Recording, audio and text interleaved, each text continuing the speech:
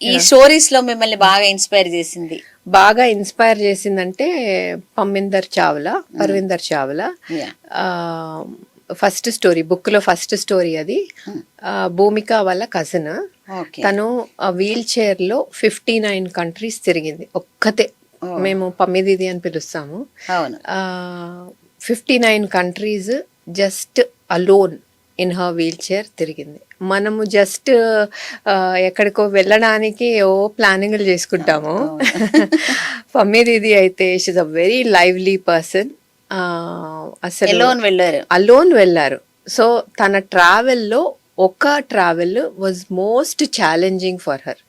దీది ఈ episode I want to make it a part of the book అంటే sure అని చెప్పి she gave the story. Unfortunately just 1 month 20 days before the book launch she passed away. Okay. But she's a very lively person. That is one story that I really like. అదే చాలా బాగుందిలేండి. ఆవిడ అన్ని countries అట్లా వెళ్ళడం అనేది really inspiring. ఎందుకంటే చాలా మంది చిన్న చిన్న ప్రాబ్లమ్స్ ఉంటే కూడా మనం ఏం చేయలేమని చెప్పేసి ఇంట్లో అలా ఉండిపోతూ ఉంటారు. చూసి చాలా నేర్చుకోవచ్చు, అంటే లైఫ్ ఇంకా చాలా ఉంది అని. ఇంకా ఇంకా అంటే ఆవిడ దగ్గర చుట్టుపక్కల ఉంటేనే చాలు, it's like a very positive aura. ఒకసారి హైదరాబాద్కి వచ్చినప్పుడు నేను అమీర్పేటలో తిరగాలనింది. ఇంకా భూమిక సరే నువ్వు ప్రతిమకు చెప్పు తీసుకెళ్తుంది అని. నేను తన వీల్ చైర్లో ఆ బిజీ ట్రాఫిక్లో వెహికల్ దిగేసాం. తనే ఆపరేట్ చేసుకుంది wheelchair. She was very happy ఆ బిజీ రోడ్లో వీల్ చైర్లో తిరిగి ఆ టెంపుల్ చుట్టూ.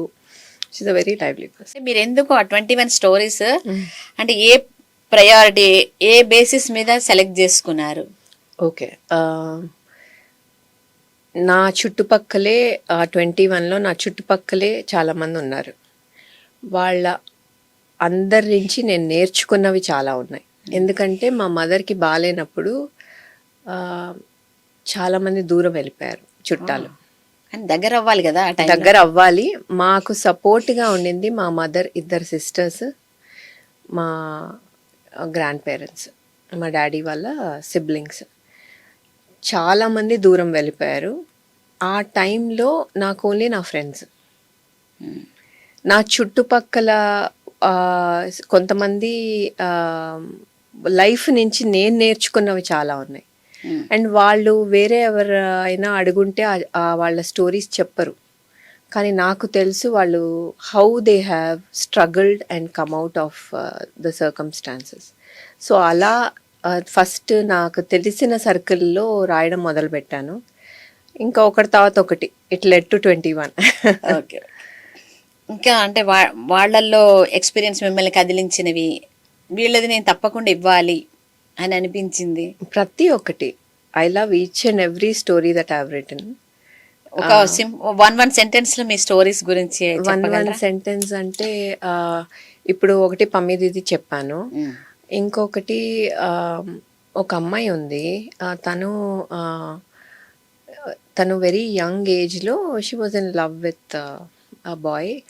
అండ్ పేరెంట్స్కి చెప్పి ఒప్పించి పెళ్ళి చేసుకుందాం అనే టైంలో ఆ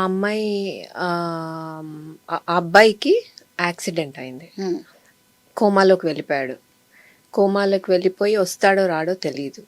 ఆ అబ్బాయి వాళ్ళ ఫాదరు సరే రికవర్ అయ్యాడు, ఇంటికి తీసుకెళ్ళి పెట్టుకున్న తర్వాత కూడా that girl did not give up. ఆ అమ్మాయి వాళ్ళ పేరెంట్స్ అందరూ డిస్కరేజ్ చేశారు, ఇప్పుడు నీకేం లైఫ్ ఉంటుంది, వాడు వెనక ఇంకా తిరుగుతున్నావు అని చెప్పి. ఇప్పుడు అందరూ ఆ అబ్బాయిని వాళ్ళ ఓన్ ఫ్యామిలీ, ఆ అబ్బాయి వాళ్ళ ఓన్ ఫ్యామిలీ వదిలేసిన ఆ అమ్మాయి ఆ అబ్బాయితోనే ఉండి పెళ్లి చేసుకొని ఆ అబ్బాయిని చిన్న పిల్లాళ్ళ చూసుకుంటా ఉంది. షీ హ్యాజ్ అ జాబ్, తనకి సపోర్ట్ తన సిస్టర్, అంతే. వాళ్ళ హస్బెండ్ని ఈ కాలము జస్ట్ చిన్న ప్రాబ్లమును నాకు ఇది తీసుకురాలేదు అంటే తీసుకెళ్ళి డైవర్స్ తీసుకుంటున్నారు. అలాంటి దీంట్లో I really love the way she is taking care of her. కమిటెడ్గా ఉంది. That is true love. Correct. So అదొక స్టోరీ ఉంది. Then there is cancer survivor. Then వేరే స్టోరీస్ ఒక ఫ్రెండ్కి బెల్స్ పాలసీ వచ్చింది. మనం అమ్మాయిలు ఫేస్ చాలా పర్టికులర్ కదా. అవునవును అవును. సో తను ఎలా ఓవర్కమ్ అయింది, ఓవర్కమ్ అయ్యే టైంలో వాళ్ళ డాటర్స్కి ఎలా సర్ది చెప్పుకొనింది, and how she found you know different direction in spirituality. So ఒక్కొక్కరు ఒక్కొక్క దారి వెతుక్కున్నారు to come out of the problem. They have not given up.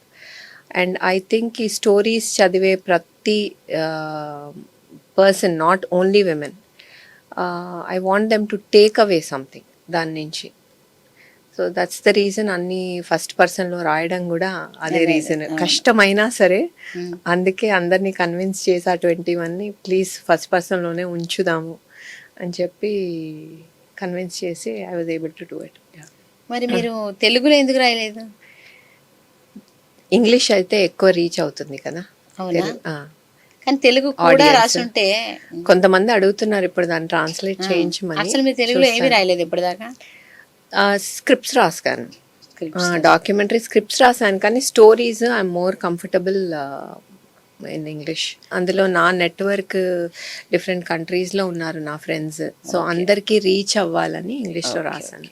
ఇంకా మీరు వర్క్ షాప్స్ అవి కూడా మీరు కండక్ట్ చేస్తూ ఉంటారు అనుకుంటా కదా. ఒక మలేషియన్ కంపెనీ ఉంది రీస్కిల్స్ అని చెప్పి. సో వాళ్ళకి నేను అసోసియేట్ అయి ఉన్నాను.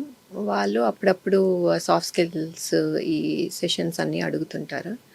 That also gives me a lot of satisfaction because ప్రతి సెషన్ తర్వాత అందరూ they go back with some motivational information. నేను తెలంగాణ గవర్నమెంట్తో కూడా టాస్క్తో పనిచేశాను. సో అన్ని కాలేజెస్కి వెళ్ళి సాఫ్ట్ స్కిల్ ట్రైనింగ్ చేసేదాన్ని. So 3 days workshops, 2 days workshops. So first day భయపడతా ఉన్న క్యాండిడేట్ 3rd day కాన్ఫిడెంట్గా ఇంటికి వెళ్ళేవాడు. ఇంకా ఒక యంగ్స్టర్ని మోటివేట్ చేయించి ఒక దారిలో పెడితే ఇంకేం కావాలి. బికాస్ ఇప్పుడున్న జనరేషన్కి that is what they need, wrong డైరెక్షన్లో వెళ్ళకుండా. మీరేమైనా సైకలాజికల్గా డిప్రెస్ అయిన సందర్భాలు ఉన్నాయా? తప్పకుండా ఉన్నాయి. అదే ఎందుకంటే మీరు మీ దాంట్లో మెన్షన్ చేశారు, మీరు దాంట్లో నుంచి బయటికి రావడానికి ఒక సైకాలజిస్ట్ డాక్టర్ గీతా చల్ల మీకు చాలా హెల్ప్ చేశారు. దాని నుంచి మీరు కూడా వేరే వాళ్ళకి కౌన్సిలింగ్ మా మదర్ హెల్త్ టైంలో, మా మదర్ తర్వాత మళ్ళీ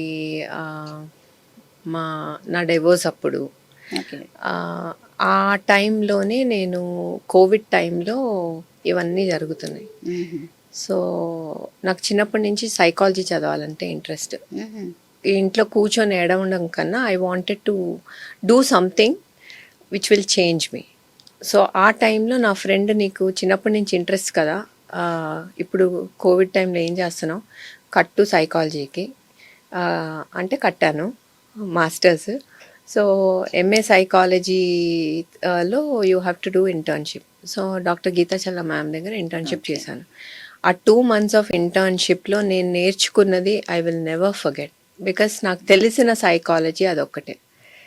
మ్యామ్ ఎంత అసలు, నేను కొంతమంది సైకాలజిస్ట్ని చూశాను, కొంతమంది కమర్షియల్గా ఉంటారు. మ్యామ్ అయితే అసలు చెప్పరు బయటికి వాళ్ళు ప్రాక్టీసెస్. మ్యామ్ ఎప్పుడు మా స్టూడెంట్స్కి నా దగ్గర ఉన్నవి మొత్తం వాళ్ళు నేర్చుకొని బయట వరల్డ్లోకి వెళ్తారనే దీంతో ఉంటారు మ్యామ్, గీత మ్యామ్.